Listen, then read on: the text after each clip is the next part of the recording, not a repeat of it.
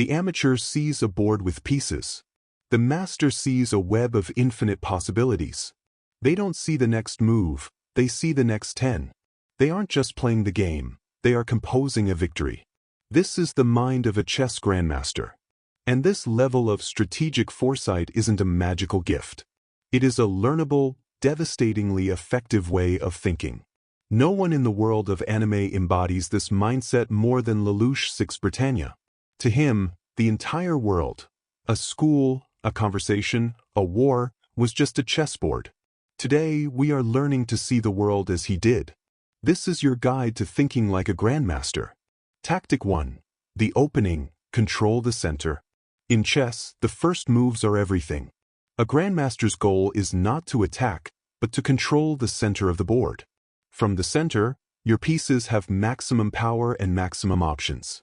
In life and in your studies, most people waste their energy fighting battles on the edge of the board. They try to solve superficial problems without ever understanding the core issue. Before you can win, you must first control the center. By using the 5 whys technique. For any problem you face, ask why 5 times to drill down to its root. Problem: I am procrastinating on my essay.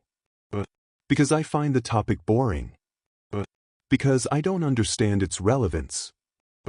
Because I don't see how it connects to my long-term goals.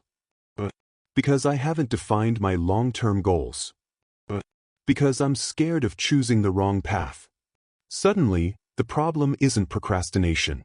It's fear and a lack of clarity. That is the center of the board. Solving that is how you win. Tactic 2. The middle game, if-then simulations. A grandmaster's true power is their ability to see the future.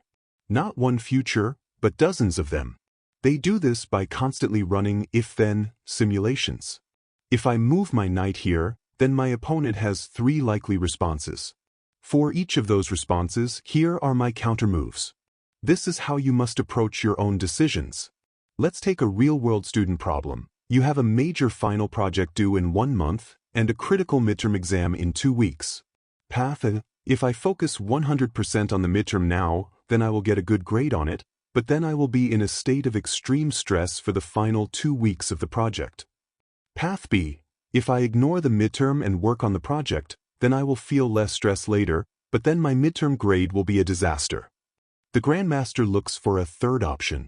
Path C: if I dedicate 70% of my time to the midterm, but 30% of my time to simply outlining and researching the final project now, then I will secure a good grade on the midterm and I will have completely eliminated the friction and anxiety of starting the big project later.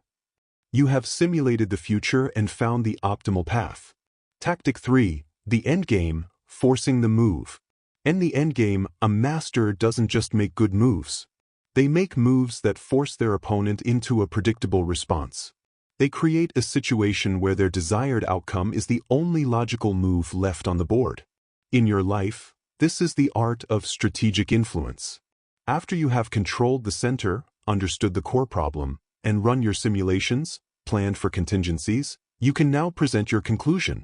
In a group project, you don't just say, "My idea is best." You say, "I've considered all the options."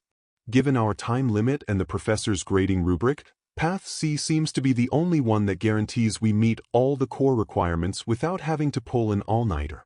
What do you guys think? You are not being pushy. You are simply presenting the logical conclusion to a game you have already played out in your head. You are forcing the checkmate. If the king doesn't move, then his subjects won't follow. Your mind is the king on your chessboard. If you don't use it to think proactively, to plan, and to see the future, you will forever be a pawn in someone else's game. Control the center. Run the simulations. Force the move. That is how you stop just playing the game and start becoming the one who wins it.